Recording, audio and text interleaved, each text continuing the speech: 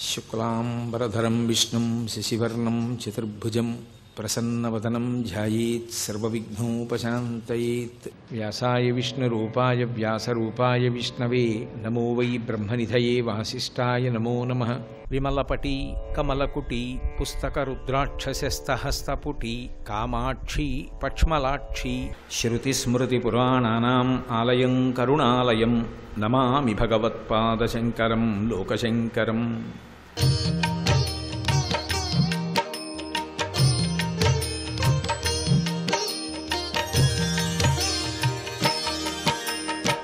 షట్పదిలో ఏ శ్లోకానికి ఆ శ్లోకమే ఒక పరమాద్భుతం.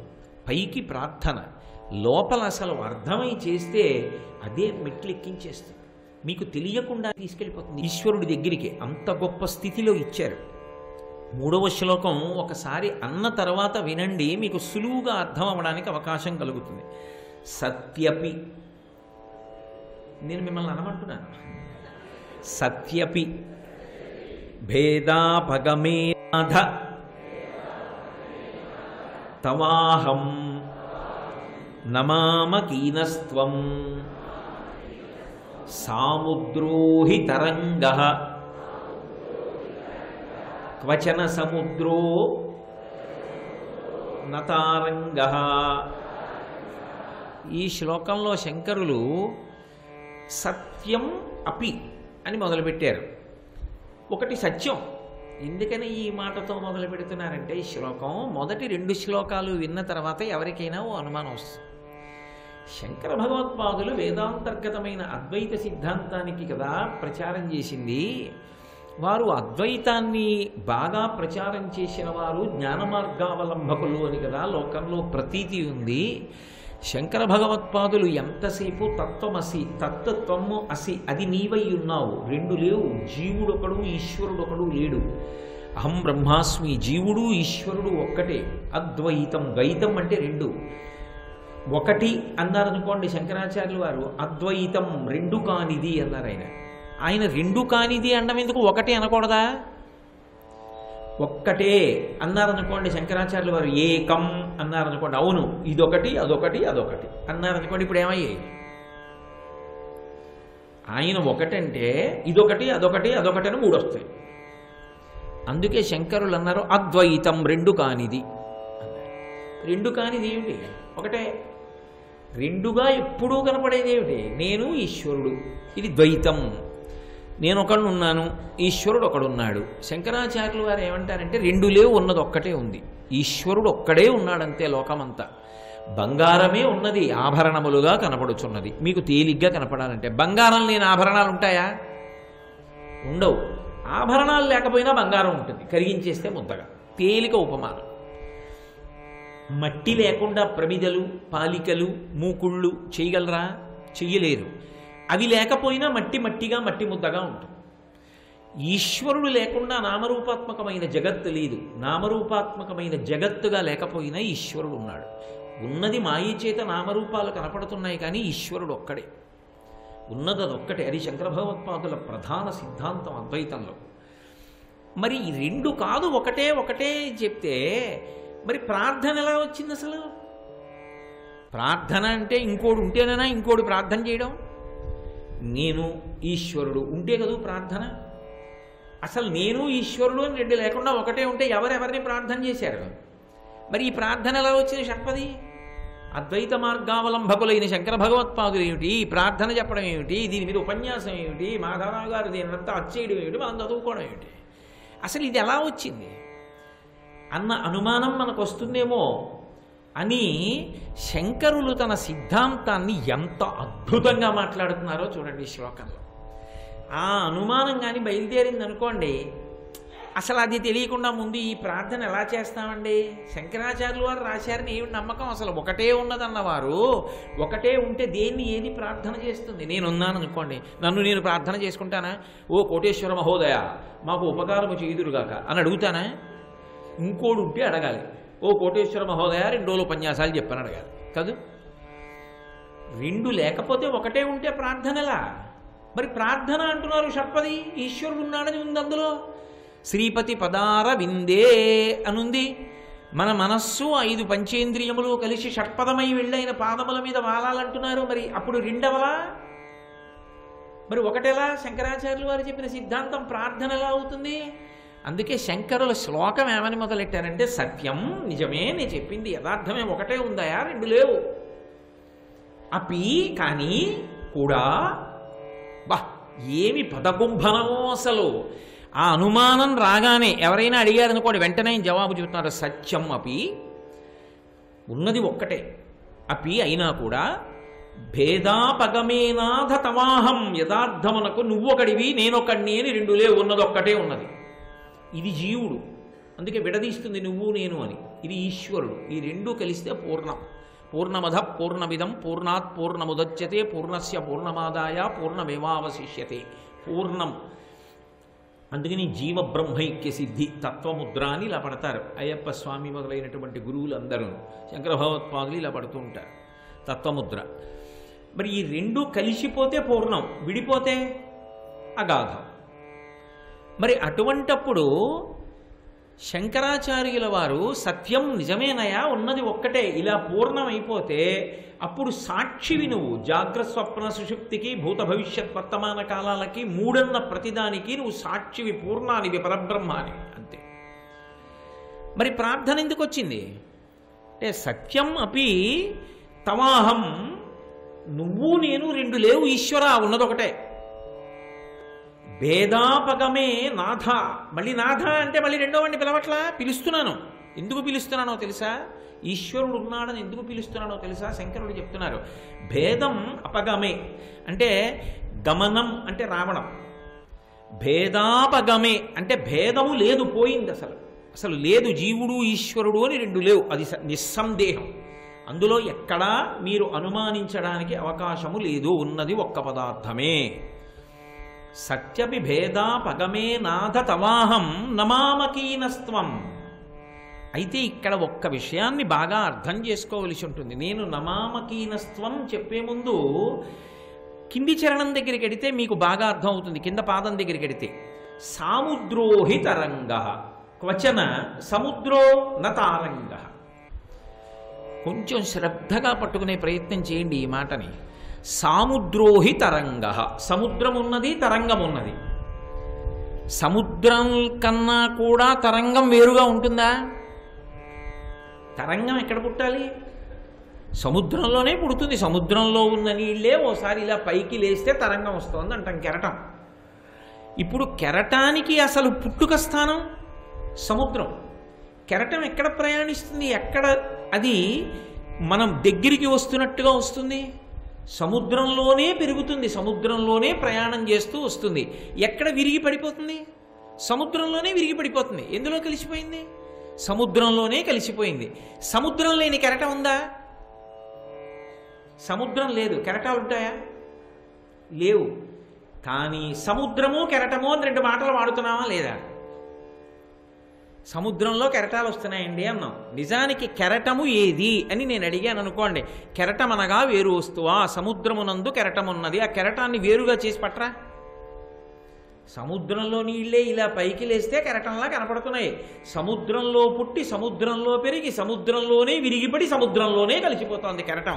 నిజానికి కెరటము సముద్రమే, కానీ వేరు పేరు పెట్టుకుని కెరటము అని కనపడుతోంది. సాముద్రోహి తరంగ, సముద్రంలో కెరటాలున్నాయి. క్వచన, ఇది శంకరాచార్యుల వారి ప్రతిపాదన, ఒక్కనాటికి లేదు. ఏది? సముద్రోహి నతారంగ, సముద్రం మాత్రం తరంగంలో లేదు. మీరు బాగా పట్టుకున్నారా? తరంగం సముద్రంలో వచ్చింది, కెరటం సముద్రంలోనే పుట్టింది, సముద్రంలోనే పెరిగింది, సముద్రంలోనే విరిగిపోయింది, సముద్రంలోనే కలిసిపోయింది. కెరటము సముద్రంలో ఉంది, సముద్రం కెరటంలో ఉందా? సముద్రం కెరటంలో లేదు, కెరటమే సముద్రంలో పుట్టింది కదా. అప్పుడు సముద్రం కన్నా కెరటం చిన్నదైనా కాదా? సముద్రంలోనే ఉన్నా దానికి సముద్రంలో అంతర్భాగం అని పిలుస్తున్నామా? కెరటం వస్తోందండి అంటున్నాం. ఆ కెరటం సముద్రం కన్నా భిన్నం కాదు, సముద్రం కన్నా చాలా చిన్నది. సముద్రంలో కెరటం ఉంది, కెరటంలో సముద్రం లేదు. అయితే ఇక్కడ పట్టుకోండి బాగా, ఈ కెరటములన్నీ ఎక్కడ ఉంటాయి? సముద్రపు ఒడ్డునే ఉంటాయి. మీరు ఎప్పుడైనా సముద్రానికి కొంచెం లోపలికి వెళ్ళారనుకోండి, కాస్త లోపలికి వెళ్ళారనుకోండి, ఇక కెరటాలు ఉండవు. సముద్రం మామూలుగా ప్రవాహం ఉంటుందంతే, ఈ కెరటాలు రావు. కెరటము వచ్చుట అన్న మాట ఎక్కడుంటుందంటే ఒక్క సముద్రపు ఒడ్డునే ఉంటుంది. ఇక లోపలికి వెడితే కెరటాలు ఉండవు. నేను ఒకసారి ఒక మెరైన్ ఇంజనీర్ గారు విశాఖపట్నంలో నాకు బాగా పరిచయం ఉన్న ఆయన్ని నిర్ధారించుకోవడానికి అడిగా, మీరు ఓడలో సముద్ర మధ్యంలోకి ఎడుతుంటారు కదా, అక్కడ కెరటాలు ఉంటాయా అని అడిగాను. అక్కడ ఏం కెరటాలు ఉండవండి, సముద్రపు ఒడ్డునే ఉంటాయన్నాడు. మరి శంకర భగవత్పాదులు ఎంత దివ్య దృష్టితో అన్ని విషయాలు గమనించి రాశారో మహానుభావుడు. ఈ కెరటం అన్నది ఇక సముద్ర మధ్యంలో లేదు, సముద్రం యొక్క ఒడ్డునే ఉంది. భక్తి అనేటటువంటి మాటలో ప్రారంభ స్థానంలో ఉన్నవాడికే భగవంతుడు నేను అన్న రెండు మాటలు ఉంటాయి, కెరటము సముద్రము అని. బాగా లోపలికి వెళ్ళిన వాడికి, జ్ఞానమునందు నిలబడిపోయిన వాడికి ఇక కెరటములు లేవు, సముద్రం ఒకటే ఉంది. కాబట్టి సాముద్రోహి తరంగ, సముద్రంలో తరంగం ఉంది. క్వచన సముద్రో నా తారంగ, సముద్రం మాత్రం కెరటంలో లేదు. ఇది ఎప్పుడు ఒడ్డును నువ్వు నిలబడితే, ఇంకా లోపలికి వెళ్ళి మధ్యలోకి వెళ్ళి చూడడం వరకు నువ్వు తర్ఫీదు పొందకపోతే, ఎప్పుడు వెళ్ళి చూడని వాడివైతే సముద్రం అంతా ఇలాగే ఉంటుంది అనుకుంటావు కెరటాలతో. ఎప్పుడైనా కొంచెం సముద్రం లోపలికి వెళ్ళిన వాడవైతే అక్కడ ఇక కెరటాలు లేవన్న సత్యం నీకు తెలుస్తుంది. అంటే మొదట్లో ప్రార్థన రెండున్నాయన్న స్థితి, ధ్యానములో నిజంగా నువ్వు షట్పది వైపోయి పంచేంద్రియములు మనస్సుతో కలిసి ఎగిరి వెళ్ళి భగవంతుని యొక్క పాదార విందముల మీద వాలి ఆ మకరంద పానం చెయ్యడం మొదలు పెడితే, సచ్చిదానందాన్ని పొందడం మొదలు పెడితే నువ్వు కూడా ఆ వస్తువే అయిపోతావు తప్ప ఇక రెండుగా ఉండవు. అప్పుడు కెరటాలు లేవు ఇంకా. కాబట్టి అప్పుడు కెరటమన్నది లేనప్పుడు అసలు రెండన్న మాట లేదు. సత్యం నీ చెప్పింది యథార్థమే, రెండు లేవు, ఉన్నది ఒకటే ఉంది, అద్వైతమే. కానీ ప్రారంభంలో అలా ఉండదు. ఏ నాబోటిగాడో ఉన్నాడు అనుకోండి, ఉన్నది ఒకటే పదార్థం అండి అన్నాడు అనుకోండి, నాకు వెంటనే ఏమనిపిస్తుంది, కాదండి రెండు ఉన్నాయి కదా, భగవంతుడు ఉన్నాడండి, అయ్యి బాబోయ్ ఆయన్ని మనం పాదాలు పట్టుకోవాలండి, ఆయన మనని రక్షిస్తాడండి అంటానా అనా? ఒడ్డునుంటే కెరటం ఉంది, నేను వేరు అని. కానీ నేను అన్నది ఎక్కడి నుంచి వచ్చింది? ఈశ్వరుడి నుంచే వచ్చింది. ఆయన లేని నేనెక్కడున్నాను? మళ్ళీ మీకు అర్థమయ్యేట్టు చెప్తున్నాను. ఉంగరం చెయ్యాలి, బంగారం లేకుండా ఎలా వచ్చింది? మూకుడు చెయ్యాలి, పాలిక చెయ్యాలి, మట్టి లేకుండా ఎలా వచ్చింది?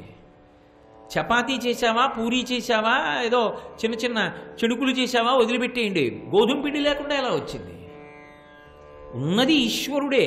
ఆ ఈశ్వరుడే జీవుడిగా ఉన్నాడు, జీవుడని అనిపిస్తున్నాడు మాయ చేత. మాయ తొలగితే జీవబ్రహ్మైక్య సిద్ధి, జీవుడు బ్రహ్మము ఒక్కటే, పూర్ణమైపోతుంది. ఇది వచ్చే వరకు కెరటములు కనపడతాయి గుడ్డునున్నప్పుడు. కెరటం అంటే దానికి ఏమైనా ఆస్తిత్వం ఉందా అసలు? కెరటము, దాన్ని సముద్రం నుంచి వేరు చేసి తీసుకొచ్చి ఎక్కడైనా పెట్టడం సాధ్యం అవుతుందా? ఒక్కనాటికి తీసుకురాలేదు. అది సముద్రంలోనే పుడుతుంది, సముద్రంలోనే పెరుగుతుంది, సముద్రంలోనే విరిగిపోతుంది, సముద్రంలోనే కలిసిపోతుంది తప్ప దానికి ఇక వేరే కెరటం పుట్టడానికి చోటే లేదు. కెరటము అన్నదాన్ని మీరు బయట ఎక్కడా చూపించడం ఇక సాధ్యం కాదు. అంటే సముద్రము లేని కెరటము లేదు. అంటే సముద్రమునందు కెరటమున్నది, ఈశ్వరుని యందు జీవుడున్నాడు. ఎప్పుడు? ప్రారంభంలో, ప్రార్థన సమయంలో. ఒక్కసారి అనుభవంలోకి వచ్చిన తరువాత, ధ్యానము పండిన తరువాత ఇక కెరటములు లేవు, ఉన్నదొక్కటే. మూడుగా మొదలుపెట్టి ఒకటిగా మారిపోతాడు. కెరటము, దాన్ని సముద్రం నుంచి వేరు చేసి తీసుకొచ్చి ఎక్కడైనా పెట్టడం సాధ్యం అవుతుందా? ఒక్కనాటికి తీసుకురాలేదు. అది సముద్రంలోనే పుడుతుంది, సముద్రంలోనే పెరుగుతుంది, సముద్రంలోనే విరిగిపోతుంది, సముద్రంలోనే కలిసిపోతుంది తప్ప దానికి ఇక వేరే కెరటం పుట్టడానికి చోటే లేదు. కెరటము అన్నదాన్ని మీరు బయట ఎక్కడా చూపించడం ఇక సాధ్యం కాదు. అంటే సముద్రము లేని కెరటము లేదు. అంటే సముద్రమునందు కెరటమున్నది, ఈశ్వరుని యందు జీవుడున్నాడు. ఎప్పుడు? ప్రారంభంలో, ప్రార్థన సమయంలో. ఒక్కసారి అనుభవంలోకి వచ్చిన తరువాత, ధ్యానము పండిన తరువాత ఇక కెరటములు లేవు, ఉన్నదొక్కటే. మూడుగా మొదలుపెట్టి ఒకటిగా మారిపోతాడు. ధ్యానం చేసేవాడు, ధ్యానం చెయ్యబడుతున్నది, ధ్యానము అని మూడుగా మొదలుపెట్టి ఒకటిగా సచ్చిదానంద స్వరూపంగా నిలబడిపోతాడు. పరమ ఆనంద స్వరూపంగా ఒళ్ళు రోమాంచితమైపోయి ఆనంద ధార పడుతుండగా అలా నిలబడిపోతాడు. అదిగో అక్కడ ఇక 2 లేవు, 3 లేవు, ఏమీ లేవు, ఉన్నది ఒక్కటే ఉంది. అది సత్యం. అక్కడికి చేరుకోవాలి. అది చేరుకున్న తర్వాత అది సత్యము అని ఎరుకలోకి వస్తుంది. కాబట్టి ఒడ్డున ఉంటే కెరటాలున్నాయి. ఇప్పుడు నమామ కీనస్త్వం. ఇప్పుడు మీరు పట్టుకున్నారనుకుంటున్నాను నేను. సముద్రమునందు కెరటమున్నది కానీ కెరటమునందు సముద్రము లేదు. భగవంతుని యందు మనం ఉన్నాం. ఎప్పుడు ప్రార్థన చేసే ప్రాథమిక స్థాయిలో భక్తి అప్పుడప్పుడే పండుతున్న స్థితిలో నేను వేరు ఈశ్వరుడు వేడు ప్రార్థన ఉంది. సముద్రమునందు తరంగమున్నది. తరంగమునందు సముద్రము లేదు. జీవుని యందు ఈశ్వరుడని ఆరోపించి చెప్పకూడదు. ఆయన ఇప్పుడు చాలా గొప్పవాడు అన్న మాట అంటేనే ప్రార్థన ఉంటుంది. లేకపోతే ప్రార్థన ఎలా ఉంటుంది? ప్రార్థన ఉండదు. వాడు నాబోటిగాడే అంటే ఇక నేను ఆయన్ని ప్రార్థన చేయడం ఎందుకు? నాకన్నా గొప్పవాడు అంటే రక్షిస్తాడని ప్రార్థన చేస్తాను. అప్పుడు ప్రార్థన ఎందది సముద్రము, నే కెరటము. అప్పుడు కెరటమునందు సముద్రము లేదు, సముద్రమునందు కెరటం ఉన్నది. సముద్రం లోపలికెడితే ఒకసారి షట్పదివైపోయి వాలిపోయి జాలమునందు ఆనంద ధారను అనుభవించేస్తే 2 లేవు, సత్యం ఒకటే ఉన్నాయి, ఒకటైపోతున్నాయి. అద్వైతం సత్యం. ప్రార్థన ఈ స్థాయిలో ఇస్తున్నాను నేను, అందుకు ఇస్తున్నాను. ఇది మొదలు పెడితే చివరికి ఏమైపోతావు? ఆ ఒకటైపోతావు నువ్వు కూడా. ఇది అభయం శంకరాచార్యులు గారు. కాబట్టి ఈ ప్రార్థన రోజూ చేస్తే ఏమవుతుందంటే మనుష్య జన్మలో ఏ జ్ఞానము కలిగి పండాలో, ఏది చరమ ప్రయోజనమో అది సిద్ధిస్తుంది. అది సిద్ధించడానికి వీలుగా శంకరులు అందులో ప్రబోధం చేస్తూ మనందరికీ చెయ్యనట్టుగానే ఈశ్వరుడితో చెప్పినట్టు రాశారు. అందుకే సత్యపి భేదాపగమేనాథన తవాహం నమామ కీనస్త్వం. నహ కాదు, నువ్వు నేను ఒకటి కాదు. ఈశ్వరుని యందు నేనున్నాను, నా యందు ఈశ్వరుడున్న మాట లేదు. ఎప్పుడు ప్రార్థన సమయంలో ప్రాథమిక దశలో సముద్రమునందు కెరటమున్నట్టు ఒడ్డున నించుంటే, లోపలికెడితే కెరటములు లేనట్టు ఆ ఒకటైపోయినప్పుడు ఇక 2 పదార్థాలు లేవు. ఆ ఒక్క సచ్చిదానంద పరబ్రహ్మమే నిలబడుతుంది. కాబట్టి ఆ స్థితికి నువ్వు ఎదగడం మనుష్య జన్మ యొక్క ప్రాథమికమైనటువంటి ప్రయోజనం. దాని ముందు మిగిలినవన్నీ కూడా ఎందుకు అంటే అక్కడికి చేరుకోవడానికి సాధనాలు మిగిలినవన్నీ. నా భార్య దేనికి అంటే అదిగో నేను ఆ స్థితికి చేరుకోవడానికి ఆమె నాకు పనిముట్టు. అందుకే సనాతన ధర్మంలో కామపత్ని లేదు, ధర్మపత్ని. ఆమె నేను చెయ్యి పట్టుకుని ప్రస్థానం చేస్తూ ఉంటే ఇంటికి ఒక అతిథి వస్తున్నాడు అంటే, ఏమే ఇవాళ అతిథి వస్తున్నాడు వండి పెట్టవే అంటే అది వండి పెట్టింది. నేను ఔపోసనం వడ్డించుకున్నాను, ఇద్దరం తరించాం. ఓ యజ్ఞం చేస్తున్నాం, ఇద్దరం కూర్చుని యజ్ఞం చేశాం, తరించాం. ఏదో ఉత్సవం జరుగుతోంది, నాకు తోచినది నేను ఇచ్చాను, సంతోషంగా ఇవ్వండి అని అది నా చేయి పట్టుకుంది, తరించాం. ఇప్పుడు ఇవన్నీ దేనికి మార్గాలు? చిత్తశుద్ధి కలిగి జ్ఞానము కలిగి ఆ ఒకటిగా నిలబడిపోవడానికి. అప్పటి వరకు ఒడ్డునున్నావు కాబట్టి కెరటం సముద్రం, లోపలికి వెడితే ఇక కెరటాలు లేవు, సముద్రం ఒక్కటే. ఇక కెరటాలు రావు, అక్కడ వచ్చే అవకాశమే లేదు, అది ఒకటిగానే మిగిలిపోతుంది. ఒడ్డును నిలబడి చూసినప్పుడే ప్రారంభంలో కెరటాలు కనపడతాయి. అసలు సముద్రపు ఒడ్డును చూస్తే కనపడుతుంది. విశాఖపట్నం లాంటి సముద్రాల దగ్గరికి వెళ్ళి బంగాళాఖాతం దగ్గర ఆ ఒడ్డును నిలబడితే బీచ్లో బాగా లోపలికి చూస్తే ఏమీ ఉండదు కెరటాలు. ఒడ్డున నిలబడి చూస్తే కెరటాలు. మీరు కైలాసగిరి అని అక్కడ ఒక కొండ ఉంది. నేను విశాఖపట్నం ఉపన్యాసాలకు వెడితే తెల్లవారుజామున అక్కడికి పోయి కూర్చుని సూర్యోదయం చూస్తుంటాను. సముద్రంలో సూర్యోదయం అద్భుతంగా ఉంటుంది, ఎర్ర చారపడి. ఆ కొండ మించి చూస్తే కనపడుతుంది ఒడ్డునే తెల్ల నురగతో కెరటాలు వస్తూ ఉంటాయి. ఆ లోపల ఏ కెరటం ఉండదు. అంతవరకు ఎందుకండి? మీరు ఏ చెన్నై నుంచో విమానంలో వస్తుంటే విశాఖపట్నానికి సముద్రం నుంచే వస్తుంది విమానం. వస్తున్నప్పుడు ఆ బంగాళాఖాతం విశాఖపట్నం దగ్గరికి వచ్చేటప్పటికి విమానం బాగా కిందకి దిగుతుంది. విశాఖపట్నంలో దిగాలి కాబట్టి మీరు అక్కడి నుంచి చూస్తే కింద నౌకలన్నీ ఉంటాయి, ఎక్కడా కెరటం ఉండదు, నిలబడిపోయిన సరస్సులో ఉంటుంది నీరు. అక్కడి నుంచే విమానం కిటికీలోంచి చూస్తే ఒడ్డున నురగలతోటి కెరటాలు అక్కడొక్కటోట మాలికలు ఊగుతున్నట్టుగా ఉంటాయి. భద్రాచలం కళ్యాణంలో చూడండి, అర్చకులు మాలలు పట్టుకుని ఆడారే, అలా మాలల కింద తరంగ పంక్తి ఆడుతూ ఉంటుంది. లోపల ఏం ఉండదు, కెరటములు ఎక్కడుంటాయంటే ప్రారంభమునందుంటాయి, లోపలికి వెళ్ళాక కెరటం లేదు. ఆ కెరటం సముద్రంలో పుట్టి సముద్రంలో పెరిగి సముద్రంలో విరిగి సముద్రమునందు కలిసిపోతుంది. అందుకని జీవుడు బ్రహ్మము అని రెండుగా కనపడుతున్నారు తప్ప సత్యం ఏది ఒక్కటే. అపి అయినా కూడా రెండుగా కనపడుతుంది లోకంలో మొదట్లో. అదిగో ఒకటి వరకు చేరడానికి ముందు ప్రార్థన అవసరం, అందుకిస్తున్నారు. అందుకని మన స్థాయికి శంకరులు కిందకొచ్చేసి ఇది మనకి చెప్తే నువ్వు గొప్పవాడివా అంటామేమోనని పరమేశ్వరుడికి చెప్పినట్టు మాట్లాడుతున్నారు. ఇప్పుడు మనం అది జరిగితే ఈశ్వర సత్యం ఒకటి ఉన్నది, అది ఒకటి, అందులోకి నేను కూడా చేరిపోవాలి, అది అయిపోవాలి, ఆ ఒకటి అయిపోవాలి. కానీ నాకు కెరటముగానే మిగిలిపోతున్నాను కాదు, నన్ను లోపలికి తీసుకెళ్ళి ఆ ఒకటిని అనుభవంలోకి తెచ్చి ఒకటి చెయ్యి అని ఈశ్వరుణ్ణి అడగడానికి షట్పదిలో అద్వైత సిద్ధాంతానికి పునః పట్టాభిషేకం చేస్తూ ప్రార్థన ఎందుకు చేస్తున్నామో, ఏ స్థాయిలో ఉన్నామో చెప్పకుండా చెప్పడం జగద్గురువులైనటువంటి శంకర భగవత్పాదుల యొక్క అద్భుత విశేషం. ఇన్నిటినీ కలబోసి ఒక్క శ్లోకంలోకి తీసుకొచ్చారు శంకరాచార్యులు. ఇప్పుడు మీకు అర్థమైందని నేను అనుకుంటున్నాను. కాబట్టి సత్యపి భేదా పగమే నాథ తవాహం నమామకీనస్త్వం సాముద్రోహి తరంగ క్వచన సముద్రో నతారంగ. అయ్యి బాబు, ఏమి శంకర భగవత్పాదులండి, ఎన్ని అద్భుతాలు చేస్తారు. ఒక్క షట్పదిలో ఒక శ్లోకంలో ఇంకో శ్లోకం ఉండదు. కన్నులో ముక్కు ఉంటుందా, ముక్కులో చెవి ఉంటుందా? ఏ ఇంద్రియానికి ఆ ఇంద్రియమే, ఏ శ్లోకానికి ఆ శ్లోకం. సర్వం శ్రీ ఉమామహేశ్వర పరబ్రహ్మార్పణమస్తు. స్వస్తి.